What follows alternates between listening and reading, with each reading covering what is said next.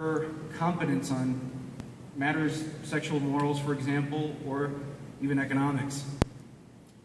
One of the interesting things is that how often you do hear that from various different people, that the church is not competent on matters of sexual ethics or matters that are economic.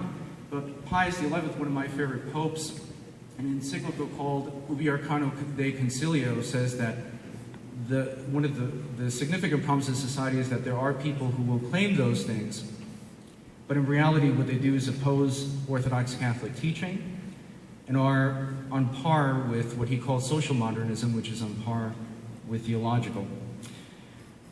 There's a failure to connect the dots in our society between those social and cultural issues and economics, and the church's teaching on economics.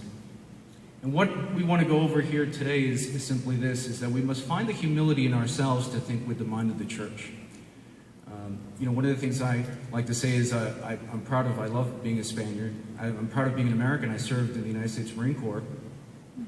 But above all, like St. Thomas More, I'm the King's good servant, but God's first.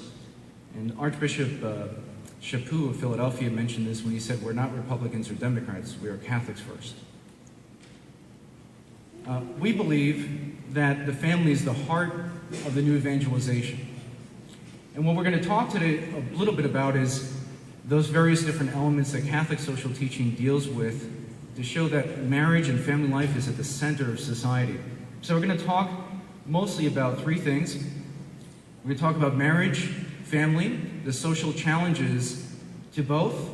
We're going to talk a little bit about the economic vision of the church. And we're going to talk about the challenges, those same challenges with regard to economics. And at the end, we're going to talk about moving towards a Catholic vision of society. Now, why is Catholic social teaching important? Well, primarily because Catholic social teaching deals with everything.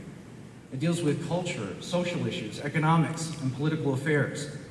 One of the things during the marriage amendment that I recall is that some people would say to me, why is the church involved in politics? And actually, throughout all the patrimony, the 2,000 years of the church, she's always insisted that we enter into every arena. The most recent that I can recall specifically, I think Pope Francis recently did talk about that as well, but Pius XII said, it is our duty to engage in economics, social matters, and political affairs. Now, before we get started, just want to ask, what are the two greatest commandments? Anyone? Yes, sir. Don't say.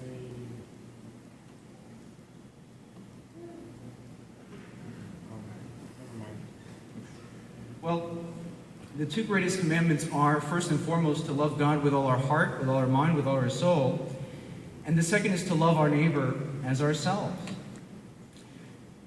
I think of loving, when you talk about loving the Lord God with all your heart, mind, and soul, we're talking about saying yes to God. This is something that our Blessed Virgin Mary did, the Blessed Virgin Mother said, when she said yes to God.